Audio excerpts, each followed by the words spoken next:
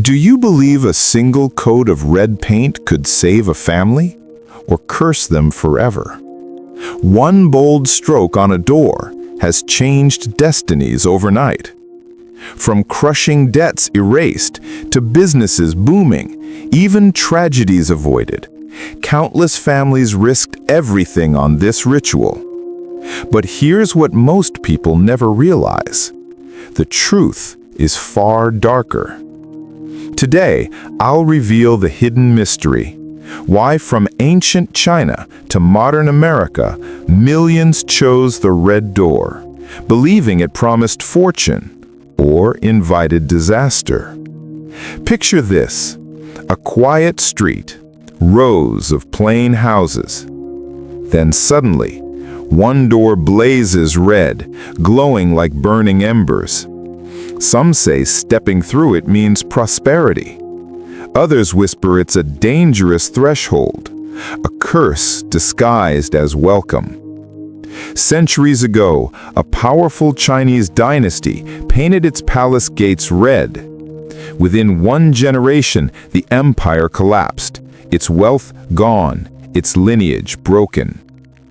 In 20 years studying Feng Shui and architecture, I've seen the same pattern repeat. Red doors appear on homes tied to wealth, power, and sometimes shocking downfall. Stay with me, because in a moment, I'll show you why this symbol refuses to die, from palaces to churches to suburban streets. If your family or friends have a red door, share this video with them now. So tell me, would you dare paint your front door red? Comment yes if you'd take the risk, no if you wouldn't, and tell me why. And now, let's step into the red door's secret many believe brings wealth or curse.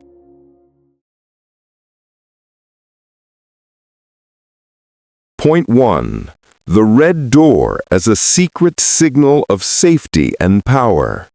One color once meant freedom or punishment. Today, your door still speaks before you do. What is it saying? We think paint is just decoration. Yet across centuries, one shade could shape destiny, protection or penalty, welcome or exile. What signal is your entrance sending today? In this point, you'll see how red doors once announced authority, freedom, or refuge, and learn a simple way to test what your own door is silently broadcasting. In ancient Beijing, a clerk named Liang paused before the Vermilion Palace gates. The doors glowed against gray stone, lacquer so bright it seemed alive. Everyone knew only the emperor and his officials could use this color. To copy it was to risk exile, even death. The iron knocker felt cold. The hinge creaked like a warning. Here, red was survival itself. Paint it wrong, and you paid with your life. Centuries later, in Ireland, Aileen O'Connor brushed crimson across her farmhouse door. That night, she and her husband had finally cleared their last debt. "Paint it red," she whispered, trembling as peat smoke drifted into the dark. By dawn, neighbors would know this house was free. For her, red was no longer danger. It was a promise that her family belonged to no one. But not every red meant freedom. Sometimes it meant survival on a cold road. In 19th century America, Samuel Harper trudged through rain, coat heavy, stomach empty. Then he saw it, a red door glowing under lantern light. In many towns, that color promised bread, broth, and safety. The hinges opened, warm air spilling stew and firewood. For Samuel, red was not authority or freedom. It was refuge. 3 lands, 1 signal. Authority, freedom, refuge. In a color most called just paint. This was never fashion. It was code. Why did a simple color speak so loudly across cultures and centuries? At a doorway, color talks faster than words. Environmental psychology shows thresholds, gates, and entries send signals before our minds can reason. Red grabs the eye fast, so the body treats it as important, stop, safe, or strong. That is why emperors, debt-free farmers, and weary travelers alike trusted this hue. So, how can you apply this to your own entrance right now? Step back 10 meters from your door. What's the first feeling? Warmth, strength, or nothing? Check contrast. Does the door stand apart from the walls? A signal must be seen. Add balanced lighting at eye level. A soft glow can turn any entry into an invitation. Keep just one focal symbol, a house number or a single plant, and clear the rest. Before entering, pause for 5 slow breaths. Notice how your body responds to your door's signal today. A strong entrance signal always draws attention. In history, the wrong shade could invite punishment. In modern life, the wrong cue can invite stress or hesitation before anyone steps inside. Will you try the 10-meter entrance test within the next 48 hours? Comment yes if you will, no if not, and share which signal you felt first. A. Authority, B. Warmth, or C. Nothing yet. Next, we'll uncover why red doors were painted as a shield against harm, and a simple 2-minute ritual to translate that protection for your own entry in point 2.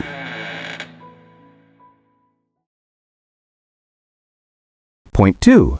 The red door as a spiritual shield against evil. A monster once rose at a red door. Today, fear is quieter, but your threshold still decides how safe you feel.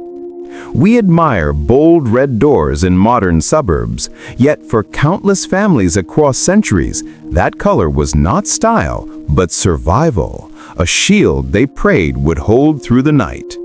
In this point, you'll see how red doors became spiritual armor, protecting children from beasts, villagers from spirits, and travelers from unseen harm, and how you can borrow this tradition to make your own entrance feel safer.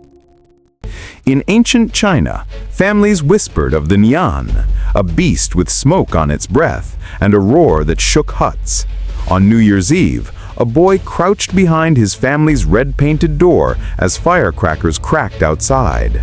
Through the gap, he saw the creature recoil, frozen by the glowing boards. That night, the door was not decoration, but a shield, the difference between being devoured or surviving another year.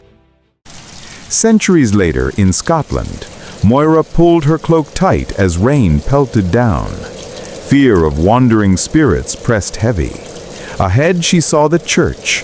Its crimson doors glowed under candlelight, stained glass flickering above. Inside, the bell tolled low. Priests taught these doors symbolized the blood of Christ, a line evil could not cross. The squeak of Moira's wet shoes on stone was more than noise. It was the sound of sanctuary. At a doorway, color talks faster than words.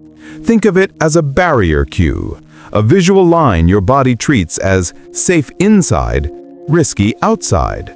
Red grabs the eye instantly, so the boundary feels firm before you even think. That is why emperors, priests, and farmers alike trusted this hue to hold danger at bay. So how can you create this shield effect at your own entrance? Add one protective cue, red paint, or a smaller red object like a pot or cloth. Pair it with warm light at night. Shadows invite unease. Light affirms safety.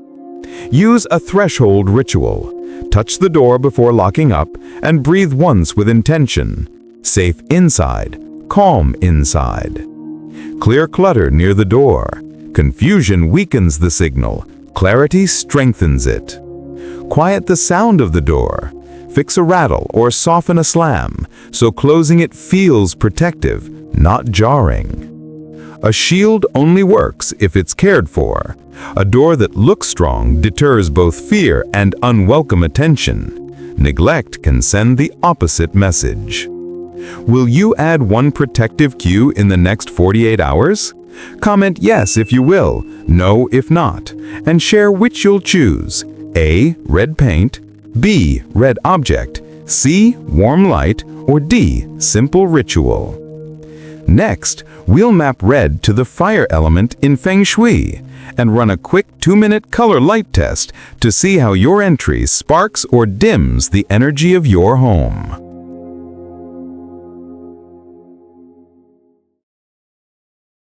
Point 3.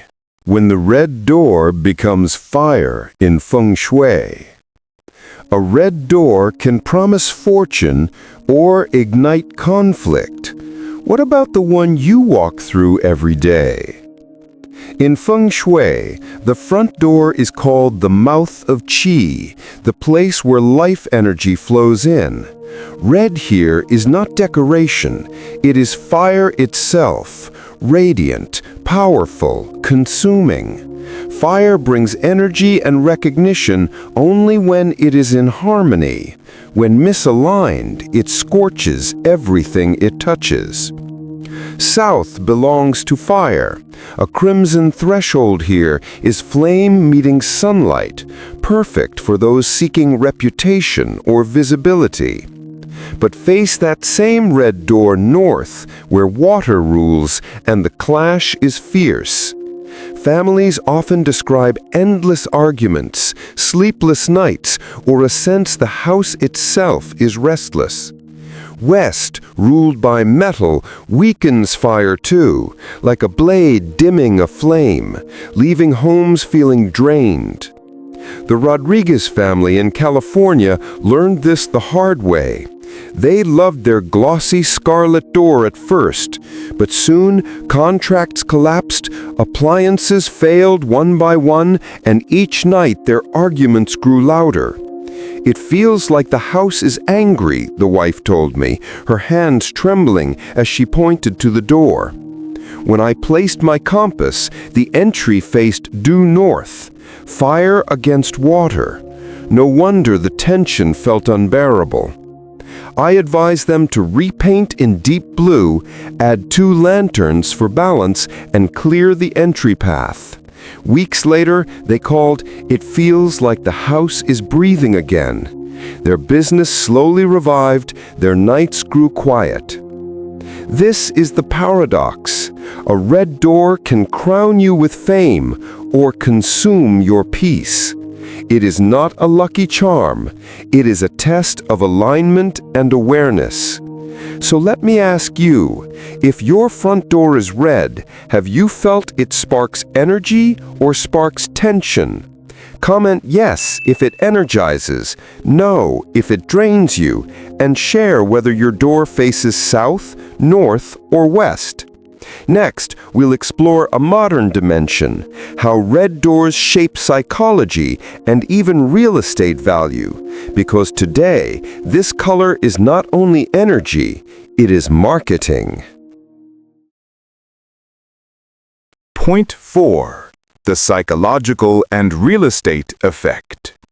2 identical houses stood side by side. One sold in a week. The other sat for months. The only difference, the color of the door. Psychologists remind us, red is the most commanding color. It excites, it demands, it lingers in memory. A red stop sign makes you brake. A red sale banner makes you reach for your wallet. On a quiet street of gray or beige doors, one crimson door doesn't whisper, it shouts, "Look at me." Buyers may not realize why they slow down, but their heartbeat quickens, their mind takes a snapshot. In psychology, this is called salience, the way one detail dominates all others. That's why real estate agents often favor red doors. They photograph better, attract more clicks, and stick in memory long after the tour ends. Sometimes the door sells the house before the living room does. Take Margaret, a widow in New England. Her home sat unsold for years, neat but invisible. On a realtor's advice, she painted the door scarlet. The sharp smell of paint still hung in the air when neighbors began stopping to compliment her. Guests came more often, and when she relisted, the house sold in under a week, above asking price. For the first time, she smiled, people noticed my house. This is the feedback effect. Change one bold detail and it ripples through perception. The warm entrance seems to brighten the living room, soften the bedroom, expand the kitchen. A door reshapes the house in the mind. But here is the twist. That blaze of red may not reflect prosperity. It may create an illusion of it. Buyers assign higher value to bold entrances even when nothing else has changed. Owners, too, can feel pressure. Some cross the threshold energized, ready to face the world. Others report restlessness, as if the house itself demands attention. So the question is not only, does a red door attract prosperity? It is also, does it trick us into believing in prosperity that isn't there? Because in psychology and real estate, the red door is never neutral. It can open to confidence and success, or to illusion and disappointment. And that is the fourth revelation of the red door mystery. Today you've discovered that the red door has been many things across history. A signal of power, a spiritual shield, a declaration of financial freedom, a hidden weapon in real estate marketing, and in Feng Shui, even a double-edged sword. It can be an invitation to wealth, or a warning if used in the wrong way. If this story opened a new perspective for you, hit like and subscribe to Heart Wisdom. And share this video with your friends, because who knows, their very own front door might be holding the key to their destiny.